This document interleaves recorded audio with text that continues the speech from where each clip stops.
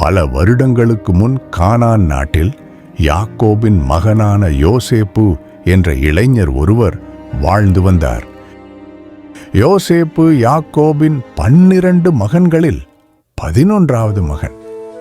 மேலும் அவரது தந்தை மற்ற மகன்களை விட யோசேப்பை அதிகமாக விரும்பி அளவு கடந்த அன்பு செலுத்தினார். அவரது அன்பின் அடையாளமாக யாக்கோபு யோசேப்புக்கு மிகவும் அலங்கரிக்கப்பட்ட ஒரு அங்கியை அளித்தார். இது அவரது அன்பின் அடையாளமாக இருந்தது. இது யோசேப்பின் சகோதரர்களின் பொறாமையை மேலும் அதிகப்படுத்தியது.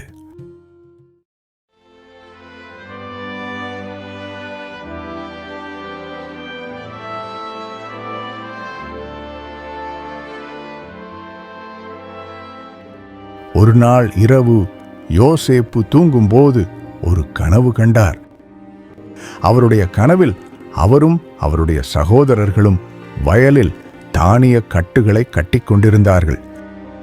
திடீரென்று யோசேப்பின் தானிய கட்டு எழுந்து நிமிர்ந்து நின்றது. அவருடைய சகோதரர்களின் தானிய கட்டுகள் சுற்றி நின்று அவருடைய தானிய கட்டை வணங்கின. யோசேப்பு இந்த கனவை தனது சகோதரர்களுடன் பகிர்ந்து கொண்டார். ஆனால் அவர்களிடையே ஒற்றுமையை தூண்டுவதற்கு பதிலாக அது அவர்களின் மனதில் பொறாமையை தூண்டியது. நீ எங்களை ஆள நினைக்கிறாயா? நீ உண்மையில் எங்களை ஆளப் போகிறாயா என்று சொல்லி அவர்கள் யோசேப்பை ஏளனம் செய்தார்கள். அவர்களின் இதயங்கள் மனக்கசப்பால் கடினமடைந்தது. ஆனால் யோசேப்பு மீண்டும் ஒரு கனவு கண்டார். இந்த கனவில் சூரியன், சந்திரன் மற்றும் 11 நட்சத்திரங்கள் அவரை வணங்கின. இந்த கனவை அவர் தன் தந்தையிடமும் சகோதரர்களிடமும் சொன்னபோது யாக்கோபு கூட அவரை கடிந்து கொண்டார். என்ன மாதிரியான கனவு இது? நானும் உனது தாயும் சகோதரர்களும் உன்னை வணங்குவோம் என நினைக்கிறாயா? ஆனாலும் யாக்கோபு இந்த விஷயத்தை மனதில் வைத்து அதன் முக்கியத்துவத்தை பற்றி சிந்தித்து வந்தார். ஒரு நாள் யோசேப்பின் சகோதரர்கள் செக்கேமுக்கு அருகே தங்கள் தந்தையின் ஆடுகளை மேய்த்துக் கொண்டிருந்த போது யாக்கோபு யோசேப்பை அவர்களை பார்க்க அனுப்பினார். அவர் அவர்களை நெருங்கிய போது அவருடைய சகோதரர்கள் அவரை தூரத்திலிருந்து பார்த்தார்கள். அவரது அலங்கரிக்கப்பட்ட அங்கியை பார்த்தபோது அவர்களுக்குள் கோபம் கிளர்ந்தெழுந்தது. இதோ அந்த கனவு காண்பவர் வருகிறார் என்று அவர்கள் தங்களுக்குள் முணுமுணுத்தார்கள். இப்போது வாருங்கள், அவனை கொன்று இந்த ஆழமான குழிகள் ஒன்றில் எரிந்துவிட்டு ஒரு கொடூரமான மிருகம் அவனை கொன்று விழுங்கிவிட்டதாக கூறுவோம். அதன் பிறகு அவனுடைய கனவுகள் என்ன ஆகிறது என்று பார்ப்போம் என்று பேசிக்கொண்டார்கள். ஆனால் மூத்த சகோதரரான ரூபன் யோசேப்பை காப்பாற்ற முயன்றார்.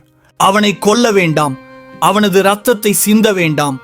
அவனை இங்கே காட்டுப் பகுதியில் உள்ள ஆழமான குழி ஒன்றில் தள்ளிவிடுங்கள். ஆனால் அவன் மீது கை வைக்காதீர்கள் என்று ரூபன் கூறினார். பின்னர் யோசேப்பை மீட்டு தங்கள் தந்தையிடம் திருப்பி அனுப்ப ரூபன் திட்டமிட்டார். யோசேப்பு வந்ததும் அவருடைய சகோதரர்கள் அவர் அணிந்திருந்த அழகான மேலங்கியை கழற்றிவிட்டு அவரை தண்ணீர் இல்லாத ஆழமான குழி ஒன்றில் தள்ளிவிட்டார்கள்.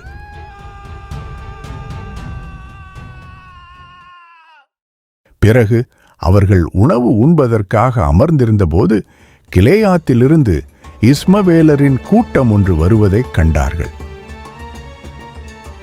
அவர்களுடைய ஒட்டகங்களில் வாசனை திரவியங்கள், தைலம், வெள்ளை போளம் ஆகியவற்றை ஏற்றிக்கொண்டு எகிப்துக்கு போய்க் கொண்டிருந்தார்கள். யூதா தன் சகோதரர்களிடம், நம் சகோதரனை கொன்று அவனுடைய இரத்தப்பழியை மறைப்பதால் நமக்கு என்ன லாபம்? வாருங்கள், அவனை இஸ்மவேலருக்கு விற்றுவிடுவோம். அவன் மேல் நாம் கை வைக்காமல் இருப்போம். ஏனெனில் அவன் நமது சகோதரன், நமது சொந்த சதையும் இரத்தமுமாயிருக்கிறான் என்று சொன்னார். அவரது சகோதரர்கள் அதை ஏற்றுக்கொண்டனர். எனவே அவர்கள் யோசேப்பை 20 வெள்ளி காசுகளுக்கு இஸ்மவேலருக்கு விற்றனர். இஸ்மவேலர் அவரை எகிப்துக்கு கொண்டு சென்றனர். எகிப்தில் யோசேப்பு பார்வோனின் அதிகாரிகளில் ஒருவரும் காவலர்களின் தலைவனுமான போத்திபாருக்கு விற்கப்பட்டார். கடவுள் யோசேப்புடன் இருந்தார். அதனால் அவர் போத்திபாரின் வீட்டில் சிறப்பாக வாழ்ந்து வந்தார். கடவுள் யோசேப்புடன் இருப்பதையும் அவர் செய்த எல்லாவற்றிலும் கடவுள் அவருக்கு வெற்றியை கொடுத்ததையும் போத்திபார் கண்டபோது யோசேப்பை தனது உதவியாளராக ஆக்கினார். போத்திபார் அவரை தன் வீட்டு பொறுப்பாளராக நியமித்து தனக்குச் சொந்தமான அனைத்தையும் அவருடைய பராமரிப்பில் ஒப்படைத்தான். ஆனால் யோசேப்பின் அழகான தோற்றத்தால் கவரப்பட்ட போத்திபாரின் மனைவி அவரை மயக்க முயன்றபோது யோசேப்பின் நிலைமை திடீரென மாறியது. ஒவ்வொரு நாளும் அவள் அவரிடம் பேசி கவர முயன்றபோது யோசேப்பு, நான் எப்படி இப்படிப்பட்ட தீய காரியத்தை செய்து கடவுளுக்கு எதிராக பாவம் செய்ய முடியும் என்று சொல்லி மறுத்துவிட்டார். ஒரு நாள் வீட்டு வேலைக்காரர்கள் யாரும் உள்ளே இல்லாத போது அவள் அவருடைய மேலங்கியை பிடித்து, என்னுடன் படுக்கை அறைக்கு வா என்று கட்டாயப்படுத்தினாள்.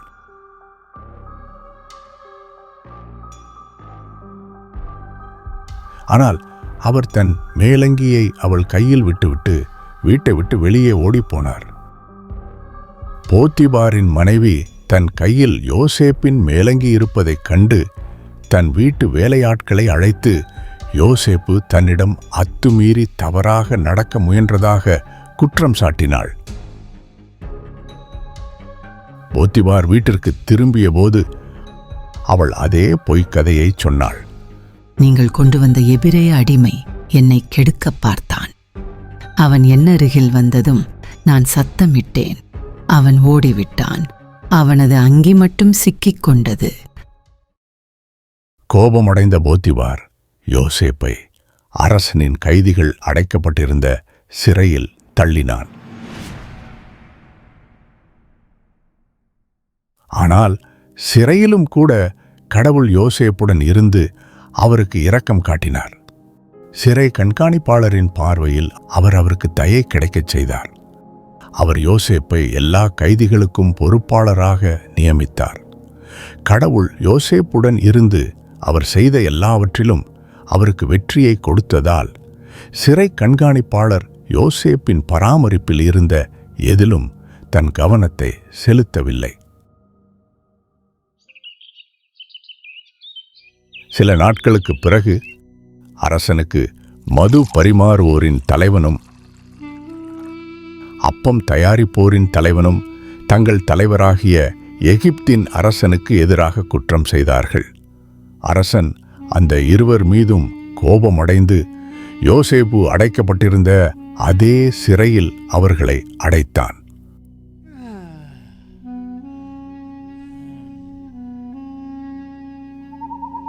ஒரு நாள் இரவு மது பரிமாறுவோரின் தலைவனும் மற்றும் அப்பம் தயாரிப்போரின் தலைவனும் கனவுகள் கண்டனர். ஒவ்வொரு கனவுக்கும் வெவ்வேறு அர்த்தம் இருந்தது. மறுநாள் காலை யோசேப்பு அவர்களை பார்த்தபோது அவர்கள் மனச்சோர்வடைந்திருப்பதை கவனித்தார். இன்று ஏன் மிகவும் சோகமாக இருக்கிறீர்கள் என்று யோசேப்பு கேட்டார். நாங்கள் இருவரும் கனவு கண்டோம், ஆனால் அவற்றை விளக்குவதற்கு யாரும் இல்லை என்று அவர்கள் பதிலளித்தனர். கனவுக்கு விளக்கம் அளிப்பது கடவுளுக்கு உரியதல்லவா? நீங்கள் கண்ட கனவுகளை என்னிடம் சொல்லுங்கள் என்று யோசேப்பு கூறினார். மது பரிமாறுவோரின் தலைவன் தன் கனவை முதலில் யோசேப்பிடம் சொன்னான். என் கனவில் எனக்கு முன்னால் ஒரு திராட்சை கொடியை கண்டேன். அந்த கொடியில் 3 கிளைகள் இருந்தன. அது துளிர்விட்டு பூத்து மலர்ந்து கொத்து கொத்தாக திராட்சை பழங்களாக பழுத்தன. அரசனின் கோப்பை என் கையில் இருந்தது. நான் திராட்சை பழங்களை பறித்து அரசனின் கோப்பையில் பிழிந்து திராட்சை ரசம் நிறைந்த கோப்பையை அரசனின் கையில் கொடுத்தேன். யோசேப்பு அவரிடம், உன் கனவின் பொருள் இதுதான். 3 கிளைகளும் 3 நாட்கள். 3 நாட்களுக்குள் அரசன் உன்னை தலை நிமிரச் செய்து முந்தைய வேலையில் அமர்த்தி உன்னை உயர்த்துவார். நீ அவருக்கு மது பரிமாறுபவனாக இருந்தபோது செய்ததைப் போலவே அரசனின் கோப்பையை அவர் கையில் கொடுப்பாய். ஆனால் எல்லாம் உனக்கு நலமாக நடக்கும்போது என்னை நினைத்து எனக்கு இரக்கம் காட்டு. அரசரிடம் என்னை பற்றி கூறி இந்தச் சிறையிலிருந்து என்னை விடுவித்து விடு என்றார். யோசேப்பு நல்லதொரு விளக்கத்தை கொடுத்ததைக் கண்ட அப்பம் தயாரிப்போரின் தலைவன் யோசேப்பிடம், நானும் ஒரு கனவு கண்டேன். என் தலையில் 3 அப்பக்கூடைகள் இருந்தது. மேல்கூடையில் அரசனுக்கான எல்லா வகையான சமைக்கப்பட்ட அப்பங்கள் இருந்தன. ஆனால் பறவைகள் என் தலையில் இருந்த மேற்கூடையிலிருந்து அவற்றை தின்றுவிட்டன என்றார். அதற்கு யோசேப்பு, இதன் அர்த்தம் இதுதான். 3 கூடைகளும் 3 நாட்கள். 3 நாட்களுக்குள் அரசர் உன் தலையை வெட்டி உன் உடலை கழுமரத்தில் தொங்க விடுவார். மேலும் பறவைகள் உன் சதையை தின்றுவிடும் என்றார்.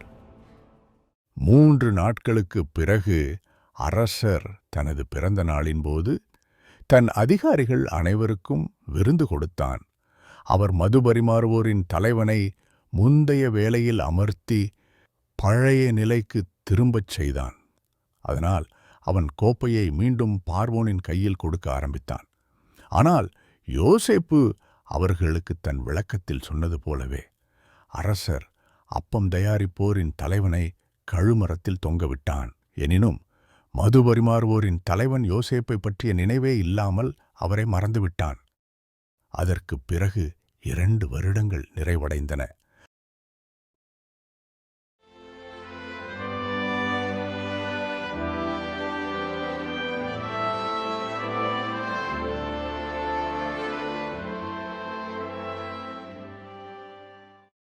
ஒரு நாள் இரவு அரசர் ஒரு கனவு கண்டார். அந்த கனவில் அவர் நைல் நதிக்கரையில் நின்று கொண்டிருந்தார். அப்போது ஆற்றிலிருந்து அழகான மற்றும் கொழுத்த 7 பசுக்கள் எழுந்து வந்தன. அவை கரையிலிருந்த கோரை புற்களை மேய்ந்து கொண்டிருந்தன. அவைகளுக்கு பிறகு நைல் நதியிலிருந்து நலிந்து மற்றும் மெலிந்த வேறு 7 பசுக்கள் வெளியே வந்து நதிக்கரையில் மற்ற பசுக்களோடு நின்றன. மேலும் அந்த நலிந்த மற்றும் மெலிந்த 7 பசுக்கள் அழகான கொழுத்த 7 பசுக்களை விழுங்கிவிட்டன. அப்பொழுது அரசர் விழித்து எழுந்தார். அவர் மீண்டும் தூங்கி 2வது கனவு கண்டார். செழுமையான மற்றும் நன்கு விளைந்த 7 கதிர்கள் ஒரே தண்டிலிருந்து வளர்ந்திருந்தன. அவைகளுக்கு பிறகு கிழக்கு காற்றினால் மெலிந்து கருகிப்போன மற்ற 7 கதிர்கள் முளைத்தன. இந்த 7 மெலிந்து கருகிய கதிர்கள் 7 செழுமையான முற்றிய கதிர்களையும் விழுங்கிவிட்டன. அப்பொழுது அரசர் விழித்து எழுந்தார். அது ஒரு கனவாக இருந்தது. காலையில் எழுந்த அரசர் மனம் கலங்கி எகிப்தின் அனைத்து மந்திரவாதிகளையும் ஞானிகளையும் வரவழைத்து தன் கனவுகளை அவர்களிடம் சொன்னார். ஆனால் அவருக்கு அந்த கனவுகளைப் பற்றி யாராலும் விளக்கம் சொல்ல முடியவில்லை. அப்பொழுது மது பரிமாறுவோரின் தலைவன் அரசரிடம், நான் செய்த தவறு இன்று எனக்கு ஞாபகம் வந்துவிட்டது. அரசராகிய நீங்கள் ஒருமுறை உங்கள் பணியாளர்கள் மீது கோபம் கொண்டு என்னையும் அப்பம் தயாரிப்போரின் தலைவனையும் காவலர் தலைவனுடைய வீட்டில் உள்ள சிறையில் அடைத்தீர். நாங்கள் ஒவ்வொருவரும் ஒரே இரவில் ஒரு கனவு கண்டோம்.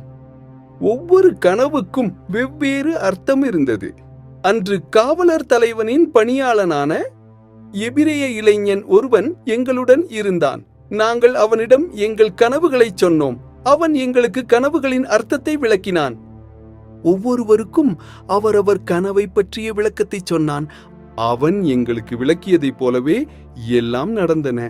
நான் மீண்டும் என் நிலைக்கு உயர்த்தப்பட்டேன். இன்னொருவனோ கழுமரத்தில் தொங்கவிடப்பட்டான். எனவே அரசர் யோசேப்பை வரவழைத்தார்.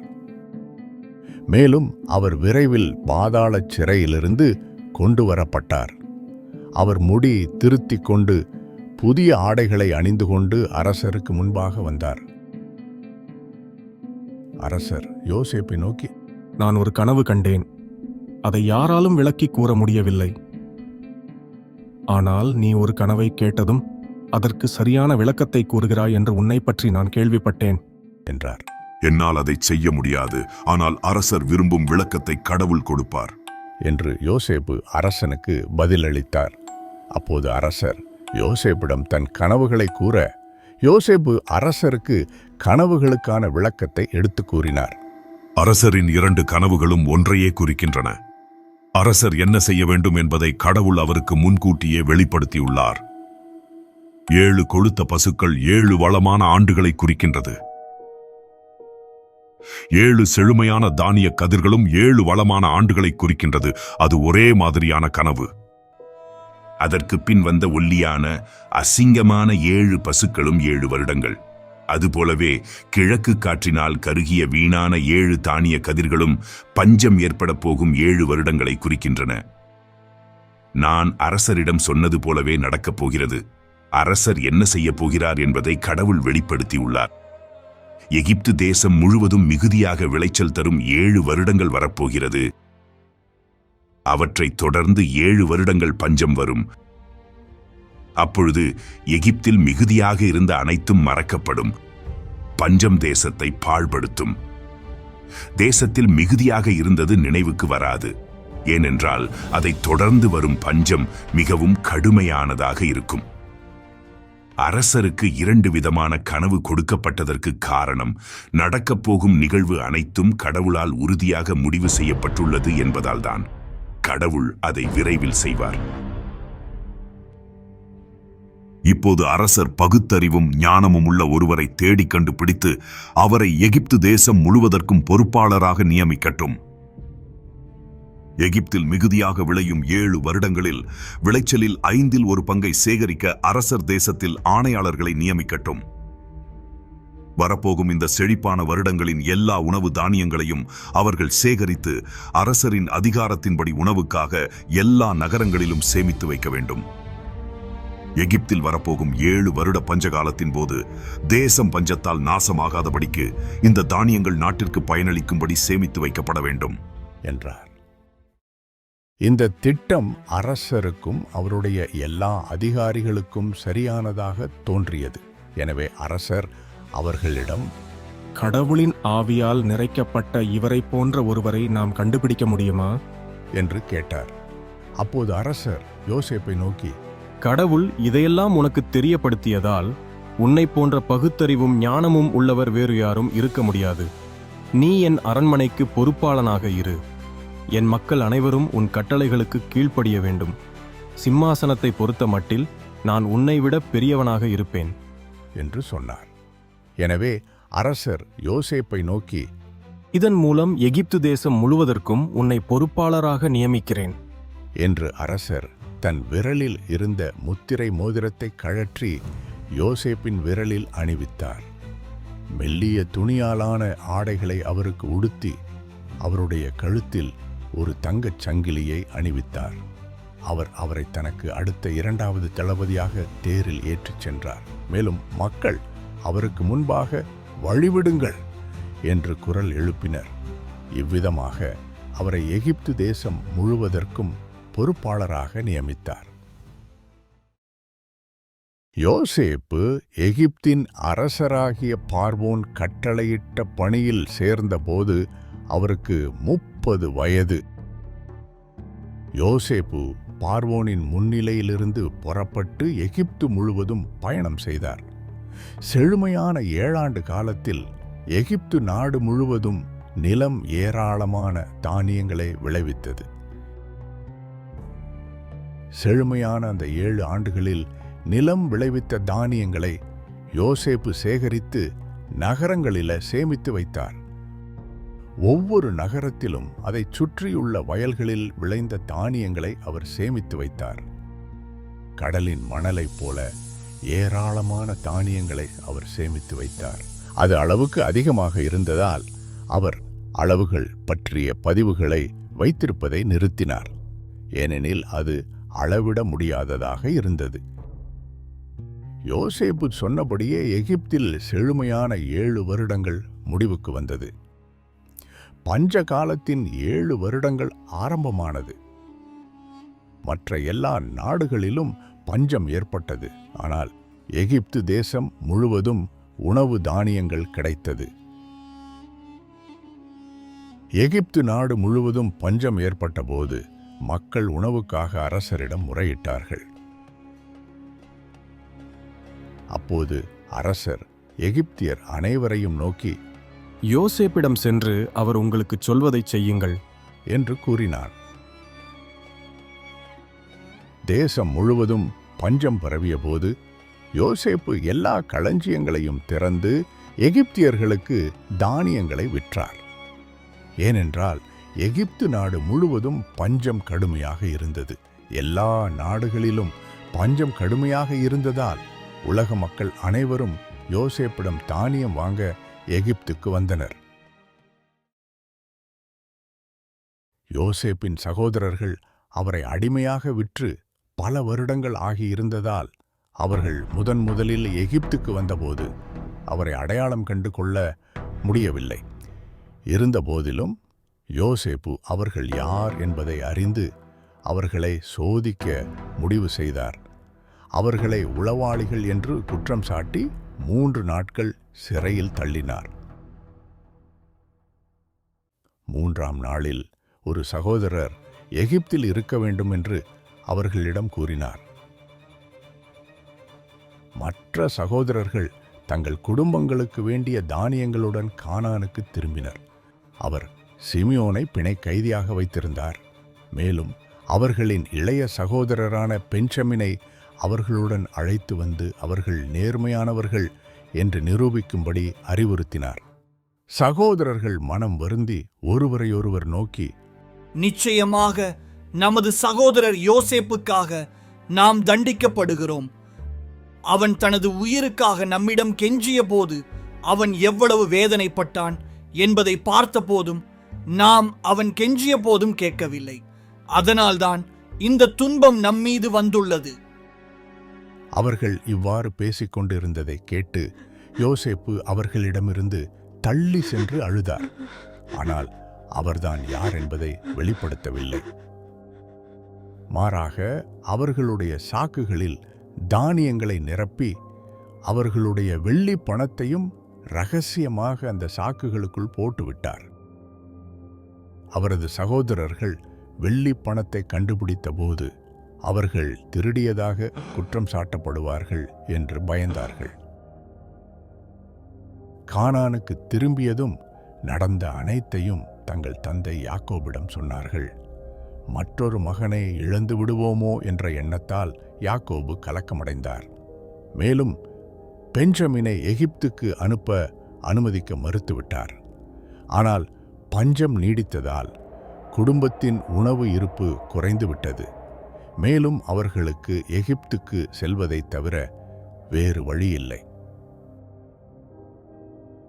யோசேப்பின் சகோதரர்களில் ஒருவரான யூதா பென்ஷமினின் பாதுகாப்பிற்கு தனிப்பட்ட முறையில் தான் பொறுப்பு எடுத்துக் கொள்வதாக யாக்கோபுக்கு வாக்குறுதி அளித்தார்.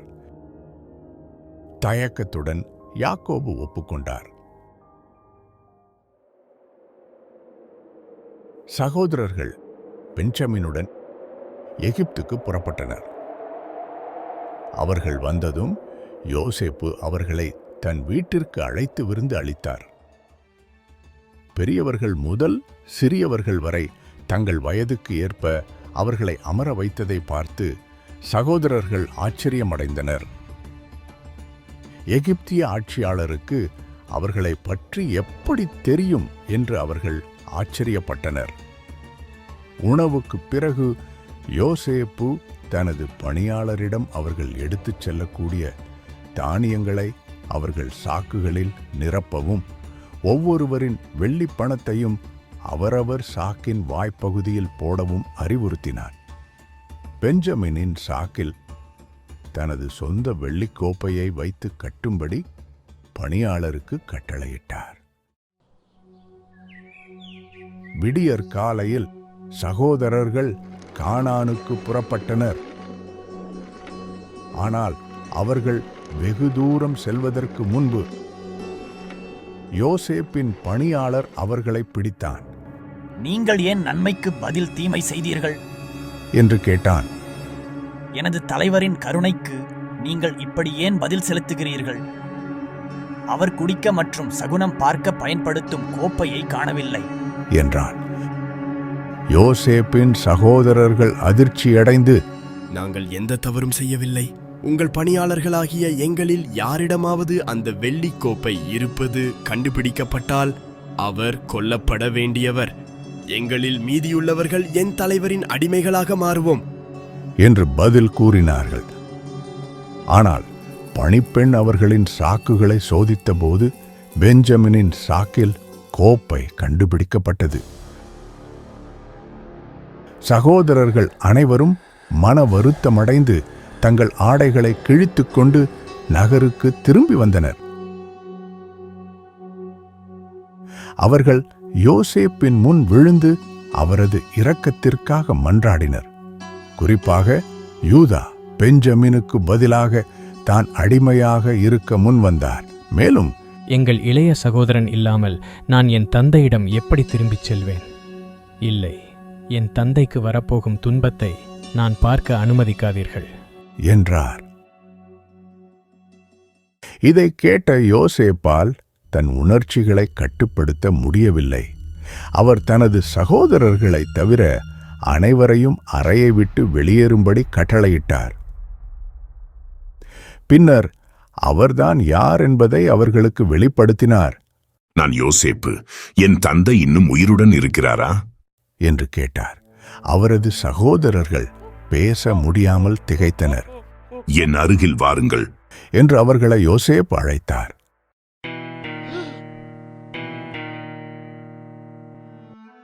அவர்கள் அவ்வாறு செய்தபின் அவர் தொடர்ந்து, நீங்கள் எகிப்து நாட்டினரிடம் விற்ற உங்கள் சகோதரன் யோசேப்பு நான் தான்.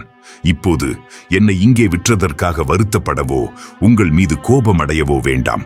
ஏனென்றால் மக்கள் அனைவரையும் காப்பாற்றவே கடவுள் என்னை உங்களுக்கு முன்னால் இங்கு அனுப்பினார்.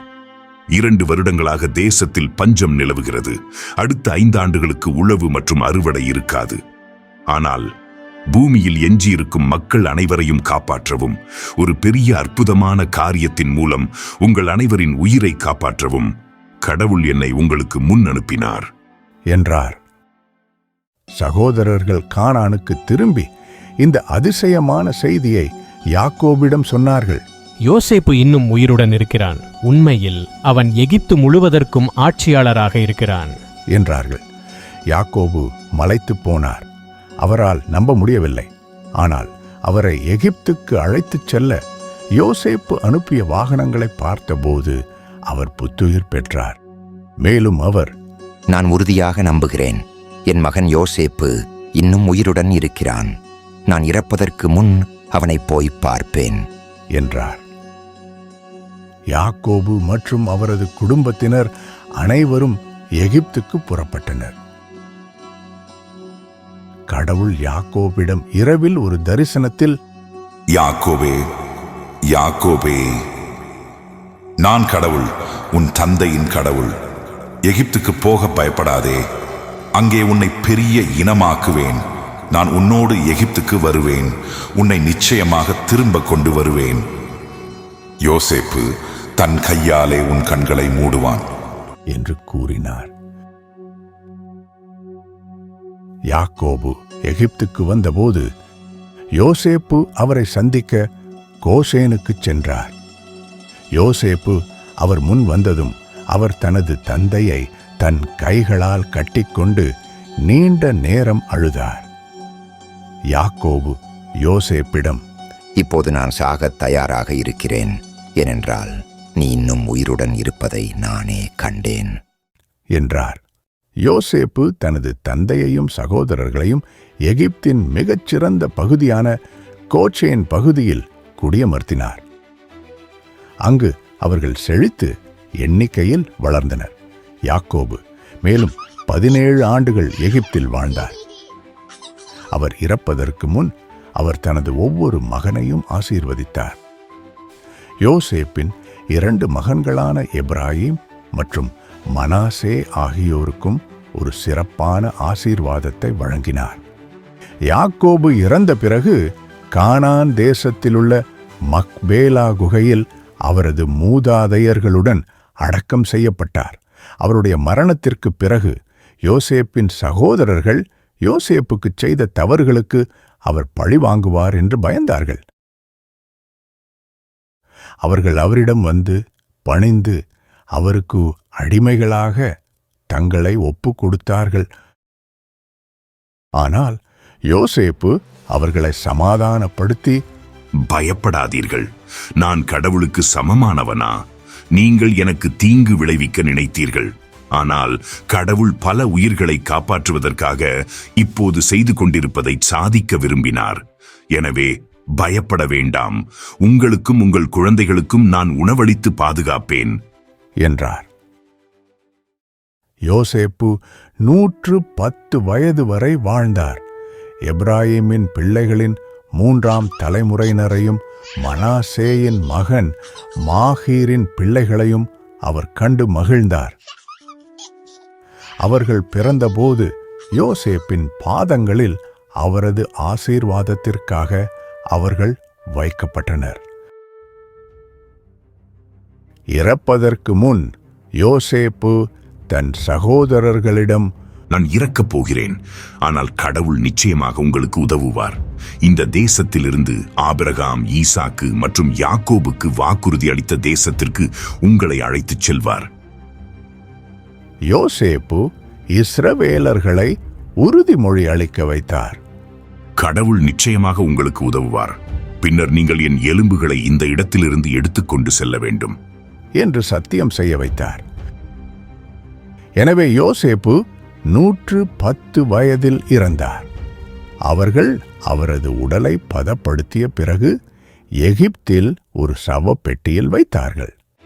எனவே யோசேப்பின் வரலாறு விசுவாசம், மன்னித்தல் மற்றும் கடவுளின் வாக்குறுதிகள் நிறைவேறுதல் ஆகியவற்றின் பாரம்பரியத்துடன் முடிவடைகிறது.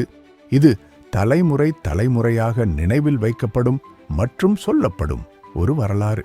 அதை கேட்கும் அனைவரையும் கடவுளின் பாதுகாப்பு மற்றும் திட்டத்தில் நம்பிக்கை வைக்க தூண்டுகிறது. யோசேப்பின் வாழ்க்கை பயணத்தில் எங்களுடன் இணைந்ததற்கு நன்றி. பைபிளில் இருந்து ஊக்கமளிக்கும் வரலாற்று கதைகளை இன்னும் அதிகம் காண லைக், ஷேர் மற்றும் சப்ஸ்கிரைப் செய்ய மறக்காதீர்கள்.